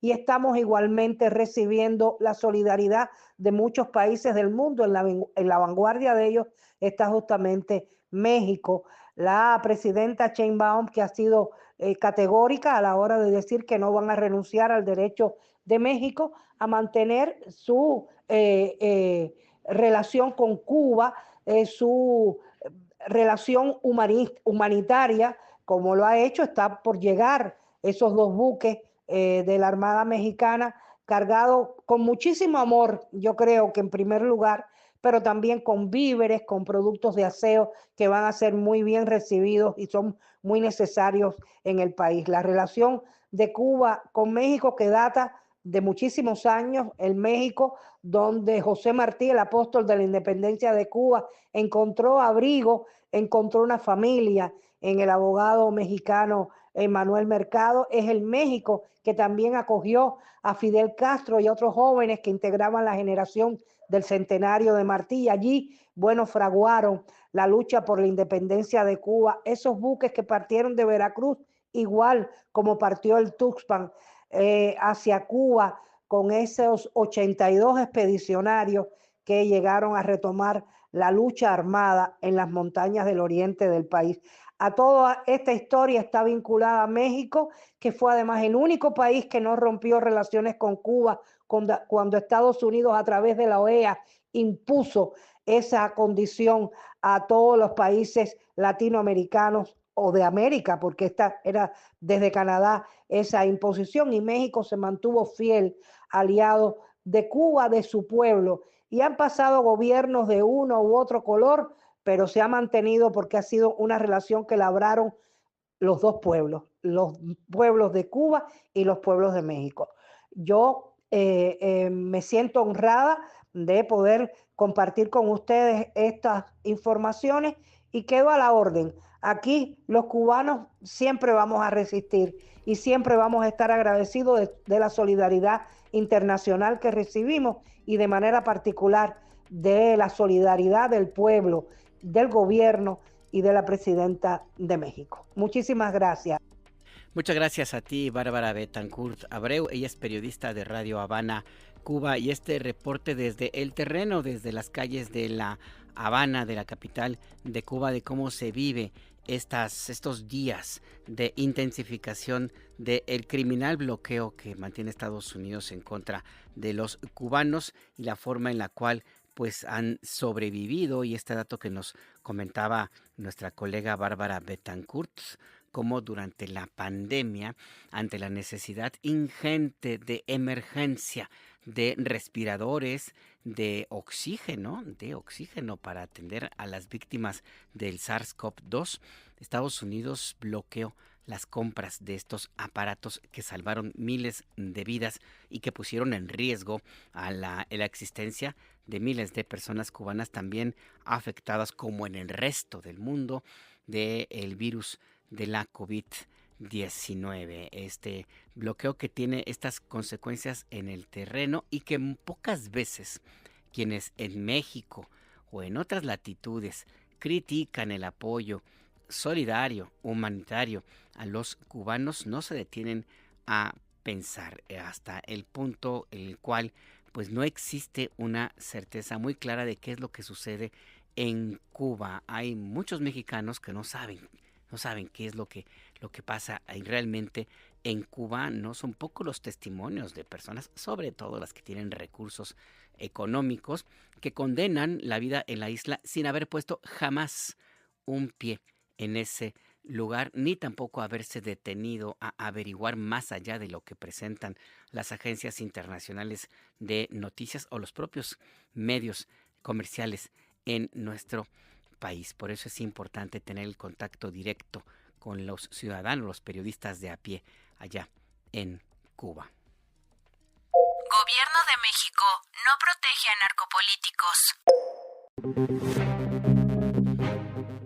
Es otro de los temas presentes en la Conferencia del Pueblo este lunes 9 de enero. La presidenta Sheinbaum recordó que la Fiscalía General de la República y las fiscalías estatales han detenido a presidentes municipales de todos los partidos políticos, como fue el caso del alcalde de Tequila, Jalisco, Diego Rivera Navarro, postulado por el partido en el gobierno, por Morena, y quien está en el penal de alta seguridad de El Altiplano, acusado de extorsión y presuntos nexos con el cártel Jalisco Nueva Generación. La presidenta Sheinbaum respondió a pregunta de compañeras periodistas y compañeros periodistas sobre los comentarios de grupos de oposición y también de los medios comerciales que han tratado de crear la narrativa de que los vínculos de autoridades locales surgieron en 2018, cuando en realidad la complicidad, inclusive el apoyo y el respaldo, viene del pasado. Viene de gobiernos del PRI, por ejemplo. No hay que olvidar que fue en gobiernos del PRI donde surgieron los cárteles de la droga, que también tuvieron presencia importante en el gobierno del presidente Vicente Fox Quesada, quien tenía a un operador del cártel de los hermanos Beltrán Leiva a unos metros de su oficina, de la oficina del presidente Fox, y a unas decenas de metros, más o menos unos 100 metros, de la cabaña en la que vivía con Marta Sagún. Ahí trabajaba un colaborador de los Beltrán Leiva en el equipo cercano de Vicente Fox Quesada. Y qué decir de el otro personaje del cual se niegan a hablar, del cual prácticamente en los medios comerciales parece que no existió, que se llama Genaro García Luna, narcotraficante, sentenciado a 39 años de prisión por trabajar, por ser empleado del cártel de Sinaloa. Vamos a escuchar a la presidenta Sheinbaum. En lo que llevamos del gobierno, el Gabinete de Seguridad y obviamente la Fiscalía General de la República o las fiscalías estatales han detenido presidentes municipales de pues prácticamente todos los partidos políticos. Creo que son 6. La mayoría de los presidentes municipales son buenos, ya en todo caso que la gente evalúe su trabajo. Pero bueno, ha habido casos como el caso del alcalde de Tequila en el Estado de México, el caso de Teuchitlán, que hace un rato se mencionó, que era el alcalde de Movimiento Ciudadano. Entonces, el tema de cero impunidad, de que ningún alcalde, no importa de qué partido político, si hay pruebas, pues no esté haciendo asuntos ilegales. Pero lo quisieron colocar ahora como que, es el gobierno y es Morena que es absurdo. Y todo es para esconder a García Luna, porque de eso no habla nunca. Bueno, hasta Calderón, por favor, publicó el artículo la ficción del New York Times. Calderón, que tuvo a García Luna de secretario. O sea, no puede haber más hipocresía que esa. ¿Por qué no habla de García Luna? Exactamente, es la pregunta que se formula en Palacio Nacional y también en otros espacios. La presidenta Sheinbaum insistió que se han detenido a alcaldes de todas las filiaciones políticas y que no hay protección, hay cero tolerancia para los funcionarios públicos que utilizan el cargo para cometer delitos y no se protege a ningún partido político. ¿A qué me refiero? A los señalamientos que hay en los medios comerciales. El periódico Reforma particularmente anda desatado, tratando de hacerle creer a usted, si es que es lector de ese periódico, de que el gobierno, la presidenta Sheinbaum, protege a los alcaldes o a los funcionarios que forman parte del grupo político al cual ella misma pertenece, lo cual es falso. Nada más darle un dato: el alcalde de Tequila pues, fue postulado por la coalición Morena, Partido Verde y Partido del Trabajo. Otra detenida, también alcaldesa del Estado de México, es Marilena Martínez Robles de Amanalco, también postulada por Morena, y otros también. El alcalde de Almoloya de Alquiciras en el Estado de México también es de Morena. Él es Ari Patrick Mendiola. Ernesto Cruz Díaz de Cintalapa, Chiapas, también de Morena. Gerardo Cortés Caballero de Cuauhtémoc, Puebla. Y también se han detenido alcaldes del Partido Acción Nacional, de Movimiento Ciudadano, particularmente en Jalisco y también en otras entidades. Todo bajo el operativo Enjambre, que se aplica desde el año antepasado, desde noviembre de 2024 en el Estado de México, y que tiene como propósito justo desarticular las redes de complicidad por comisión, es decir, que forman parte de redes de grupos delictivos, o por omisión, en el sentido de que por amenazas o por una decisión a veces de puro negocio deciden no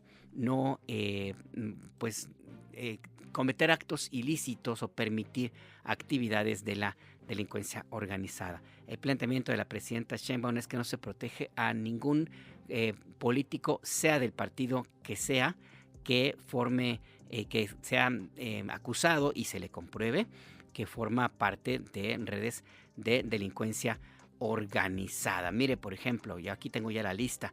Se han detenido a alcaldes de PAN, Movimiento Ciudadano, por ejemplo, a Urubiel González Vieira de Ciudad Cerdán, Puebla, a Vilma Senorina Reyes Martínez de Santa María Huazoltitlán de Oaxaca del PRI, y a José Ascensión Murguía Santiago de Teuchitlán, Jalisco de Movimiento Ciudadano, a Ramiro González Vieira de San Nicolás, Buenos Aires, Puebla de Movimiento Ciudadano. En fin, son de todos los partidos políticos, con lo cual se confirma la tesis que no hay protección para nadie.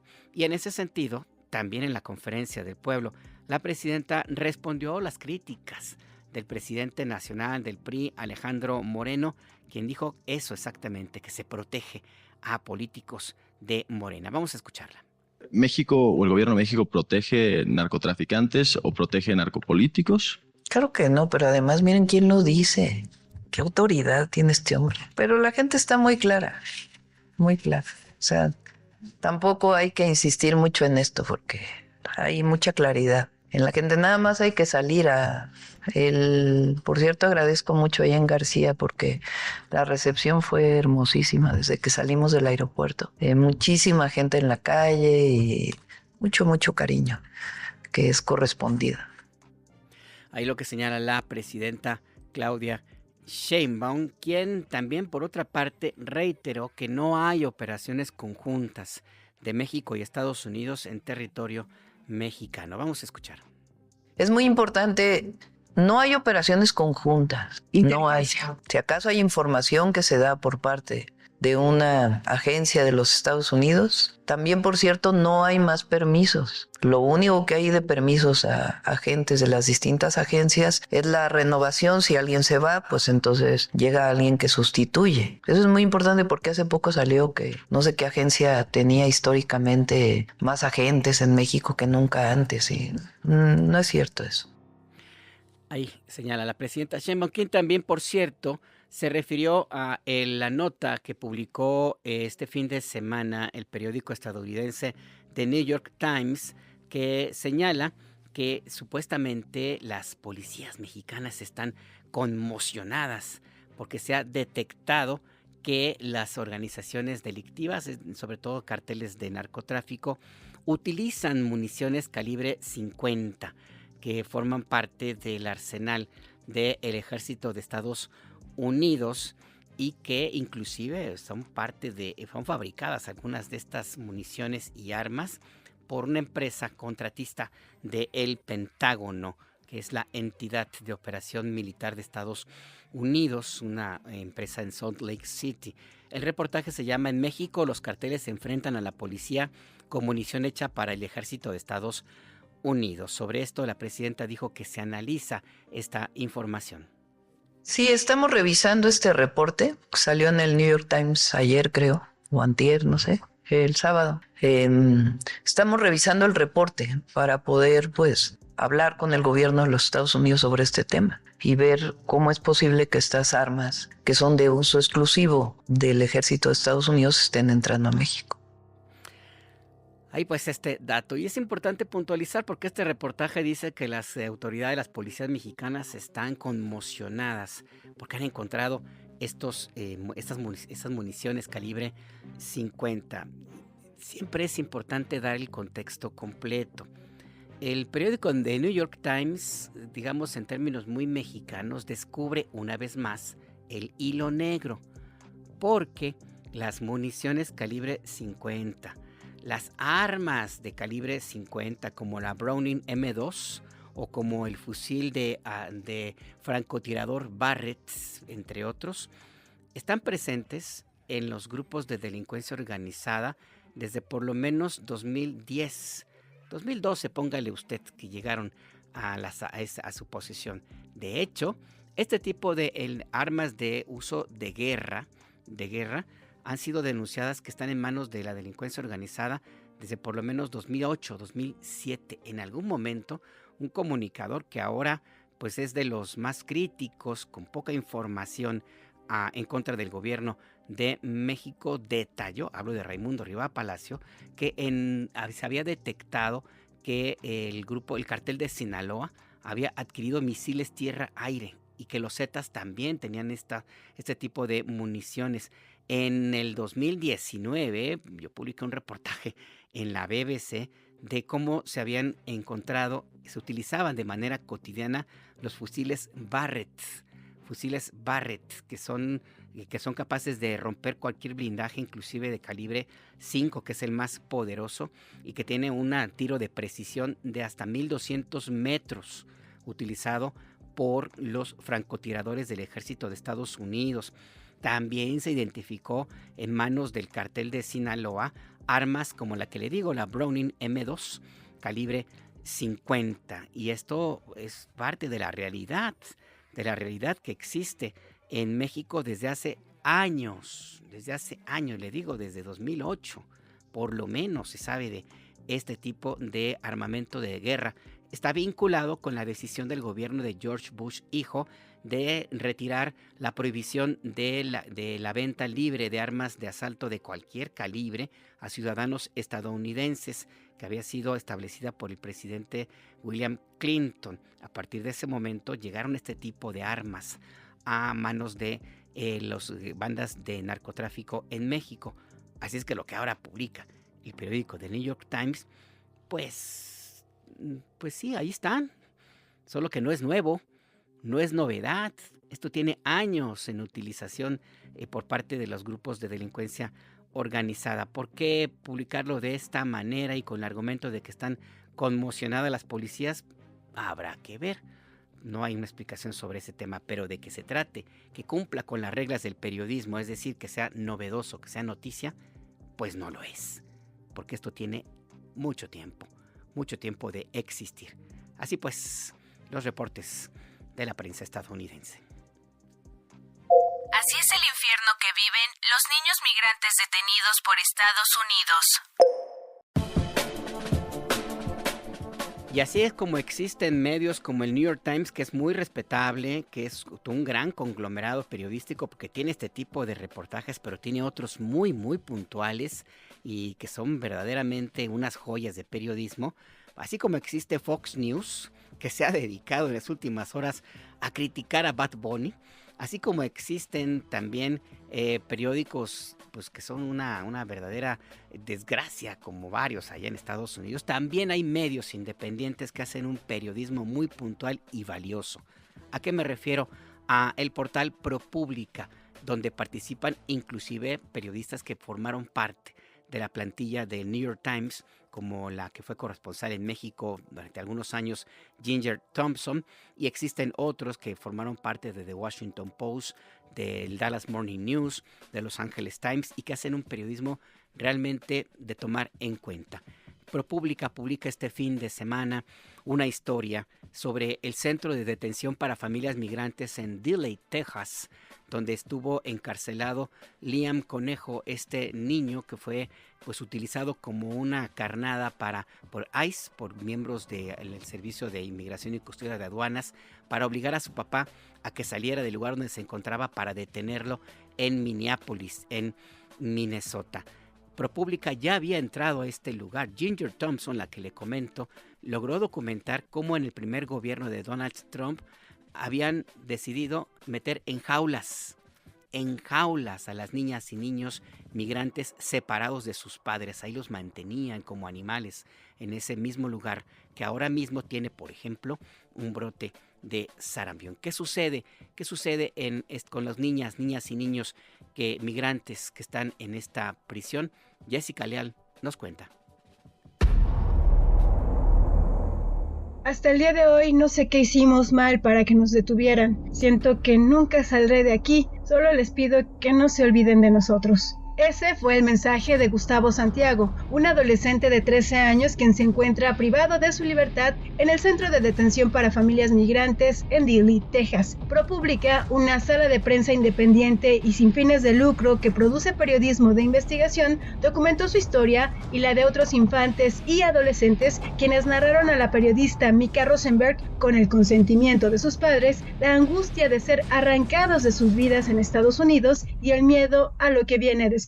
Más de 3 docenas de niños respondieron, algunos simplemente dibujaron. Dilley, administrada por la empresa privada de prisiones CoreCivic, se encuentra a unos 116 kilómetros al sur de San Antonio. Es un extenso conjunto de caravanas y dormitorios de talla ProPublica, rodeado por una valla alta. Se inauguró durante la administración de Barack Obama para albergar a la gran cantidad de familias que cruzaban la frontera. El expresidente Joe Biden suspendió la detención de familias ahí en 2021, argumentando que Estados Unidos no debería dedicarse a la detención de menores. Sin embargo, poco después de regresar a la presidencia, Donald Trump reanudó las detenciones familiares como parte de su campaña de deportación masiva. Aunque tribunales federales y una abrumadora indignación pública pusieron fin a la política de Trump de separar a los niños de padres cuando las familias migrantes eran detenidas al cruzar la frontera durante su primer mandato, las medidas represivas de la segunda administración, si bien redujeron los cruces fronterizos a mínimos históricos, aumentaron la cifra de arrestos migratorios en todo el país, por lo que la población de Dilley cambió. La administración comenzó a enviar a padres e hijos que llevaban viviendo en el país el tiempo suficiente para echar raíces y construir redes familiares. Alrededor de 3.500 detenidos, más de la mitad menores de edad,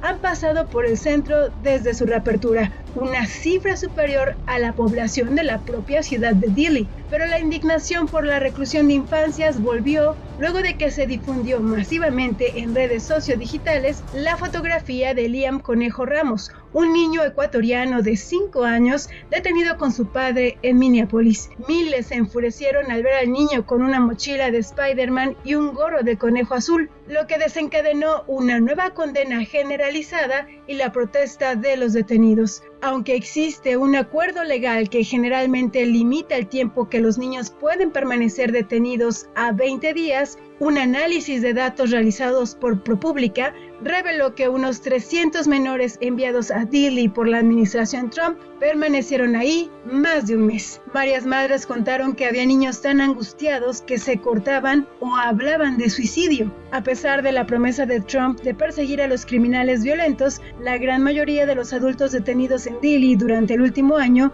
no tenía antecedentes penales en Estados Unidos. Algunos de los padres habían excedido el plazo de su visa, muchos habían solicitado asilo, se habían casado con ciudadanos estadounidenses o habían obtenido la libertad condicional humanitaria y fueron detenidos tras presentarse voluntariamente a sus citas en las oficinas del ICE. Alexander Pérez, un joven dominicano de 15 años, le dio a ProPublica un testimonio de su estancia en Dilley. Y para los que están acá adentro, que sobre todo los que están en este centro, que principalmente tengan paciencia, que sabemos que en cualquier momento tenemos que salir. Madres informaron a la periodista que sus hijos habían perdido el apetito después de encontrar gusanos y moho en su comida. Tenían problemas para dormir en las literas de metal duro, en habitaciones compartidas por al menos una docena de otras personas y estaban constantemente enfermos. A todo esto se suma la falta de atención médica confiable. Raíces, organización sin fines de lucro con sede en Texas que brinda representación legal a muchas familias en Dilley,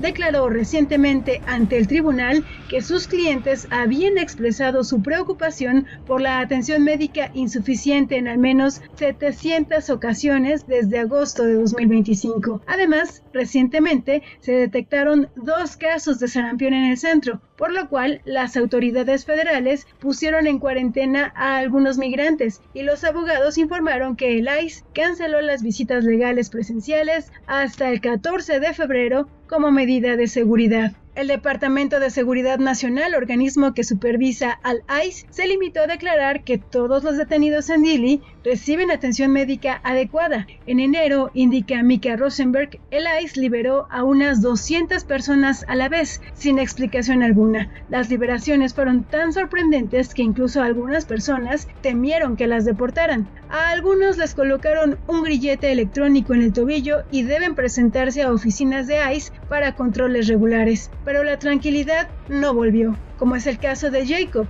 quien inicialmente se había negado a ir a la escuela porque tenía miedo de que su madre y su hermana no estuvieran ahí cuando regresara a casa. Finalmente, lograron que fuera, prometiéndole cada mañana que no volvería a ser retenida. Para Imer Noticias, Jessica Leal.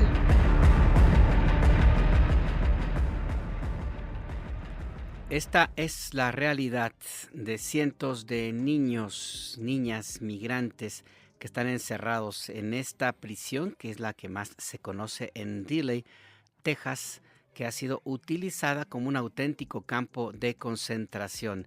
En el primer periodo del gobierno de Donald Trump se separaron a las familias. Miles de niños, no se supo cuál fue su destino, fueron entregados a familias estadounidenses, según se dijo oficialmente, pero en realidad el gobierno de ese país le perdió la pista a estos niños. Hay también miles de madres y padres, sobre todo centroamericanos, que viven un auténtico infierno desde entonces para tratar de saber qué pasó con sus hijas y sus hijos, hijes.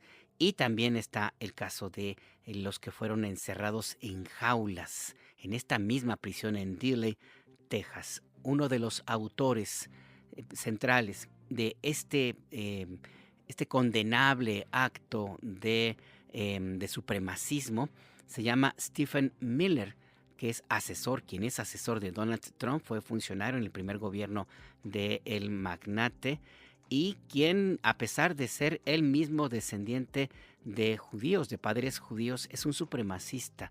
Él es uno de los que niegan el Holocausto y es uno de los autores de políticas nazis, porque este tipo de acciones fueron aplicadas por los nazis en la Segunda Guerra Mundial en contra del pueblo judío. Él es uno de los principales promotores de esto que acabamos de escuchar, junto con otro personaje muy similar, el vicepresidente J.D. Vance. Esta es la realidad para las niñas y niños migrantes en Estados Unidos. Las becas para estudiar aumentaron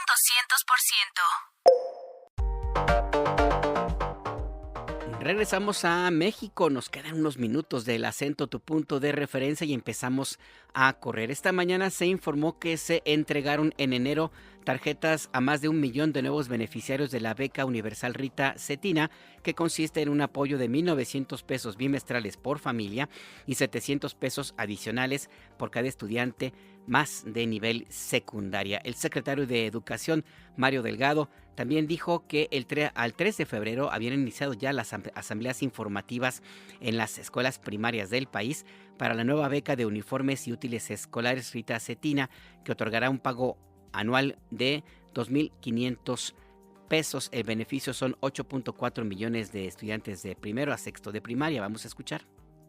Todos los adolescentes que entraron a secundaria, que reciben la beca Rita Cetina de 1,900 pesos por familia, más 700 por cada estudiante. Ya se entregaron las tarjetas en enero a más de 1 millón de estudiantes. Ya están listos para recibir su depósito en febrero, todos los de nuevo ingreso.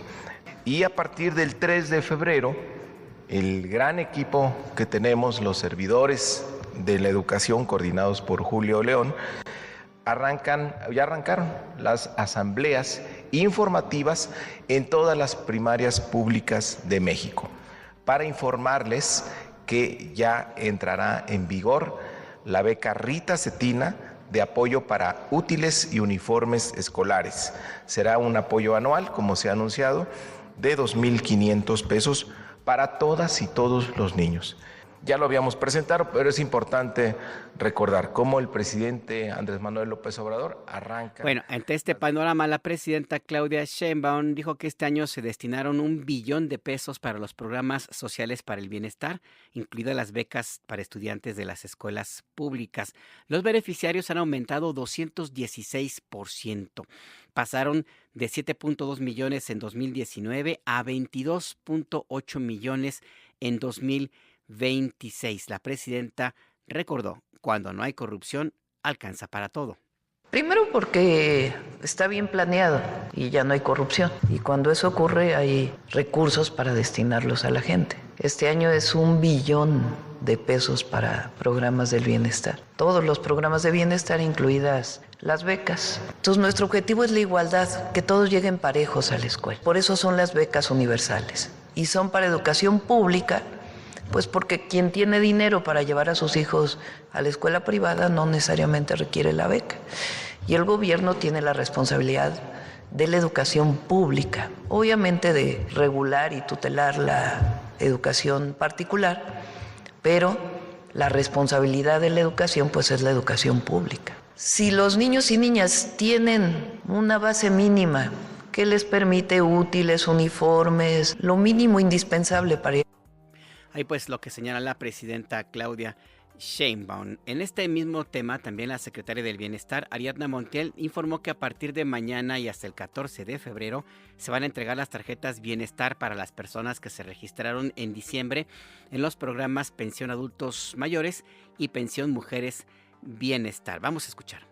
También el próximo 16 de febrero y hasta el día 22 estará abierto el registro para la pensión de adulto mayor y de las mujeres, de la pensión Mujeres Bienestar. Los módulos estarán abiertos de lunes a domingo de 10 de la mañana a 4 de la tarde. ¿Cómo saber dónde está el módulo que me corresponde? En cada municipio hay por lo menos un módulo, pero pueden consultar en la página de la Secretaría de Bienestar y ahí encuentran los módulos de todo el país. La secretaria Ariadna Montiel dijo que mañana inicia la dispersión de recursos para 420,000 beneficiarios del programa Sembrando Vida. Es que el día de mañana sale el pago del mes de enero del programa Sembrando Vida para 420,000 sembradores y sembradoras. Cada uno recibe 6,450 pesos de apoyo mensual por su trabajo. Y la inversión será de 2,923 millones de pesos. Recordar que Sembrando Vida paga mensual a mes trabajado. Por eso estamos pagando en febrero el mes de enero. Y como parte del programa Salud Casa por Casa se han brindado millones de consultas. Escuchemos. En Salud Casa por Casa llevamos 10.7 millones de consultas a las y los derechohabientes de las pensiones de adulto mayor y de personas con discapacidad. Ya estamos haciendo la segunda visita, ya levantamos las historias clínicas y ya estamos en la segunda visita. Ahí pues la información, el avance de los programas de salud, destacar este dato, más de 216%. Creció el número de personas beneficiarias de los programas de salud de todo tipo. Y vamos a otras noticias en estos últimos minutos de este servicio informativo el día de hoy. En Ciudad de México hay ya una estrategia para la vacunación, sobre todo contra el sarampión. La jefa de gobierno insistió en que es necesario que toda la población se vacune. Se instalaron módulos, cientos de módulos para que usted, si vive en la capital del país y tiene menos de 50 años, tiene 49 años para abajo, pues pueda ir y se aplique esta vacuna. Vamos a escuchar. Personas menores de 49 años se tienen que vacunar. Recordemos que la Ciudad de México es la capital de todos los mexicanos y por aquí atraviesan millones de personas y necesitamos ganarle al sarampión. No duele y ha tenido mucha respuesta. Yo le agradezco de corazón a todos los capitalinos que se están vacunando. Ahí pues la información. En este último minuto le informo a propósito de lo que sucede en Cuba. Air Canada, la mayor aerolínea canadiense, suspende sus vuelos a Cuba después de que se anunció que no hay combustible para reabastecer a los aviones. No se prevé que este combustible esté disponible en el corto plazo. Varios vuelos de American Airlines iban a llegar más tarde hoy. Delta Airlines, que opera un vuelo diario de Miami a La Habana, también revisa el problema, según informa la agencia Reuters. Se asegura en un comunicado del gobierno de Cuba que sigue todavía este problema. Se trabaja sin pausa para garantizar el orden en el espacio aéreo. Ya nos vamos. Gracias por acompañarnos este lunes en El Acento, tu punto de referencia, a las 6 de la tarde. Recuerde usted, le espera Gustavo Ramírez en SPR Informa, tu punto de referencia. Mañana a las 7 de la mañana en punto, Adriana Estela Flores, Entre Líneas, también tu punto de referencia. Recuerde que puede consultar todas estas noticias y mucho más en nuestra página noticias.imer.mx, en nuestras redes sociodigitales, y escuchar este y todos nuestros servicios informativos, nuestras entrevistas, reportajes especiales, todo lo que producimos para el aire, para el radio, en nuestro portal en YouTube que se llama Imer Noticias. Recuerde que seguimos en comunicación permanente. De nuevo, muchas gracias. Los dejo ahora con una canción más de Cuba. Cuba es mucho más que todo lo que le quieren a usted hacer creer. También hay belleza y hay canciones que conmueven y nos llevan a muchos recuerdos. Hasta mañana. Te amaré como al mundo. Te amaré aunque tenga final. Te amaré en lo profundo. Te amaré como tengo que amar. Te amaré como pueda. Te amaré aunque no sea la paz.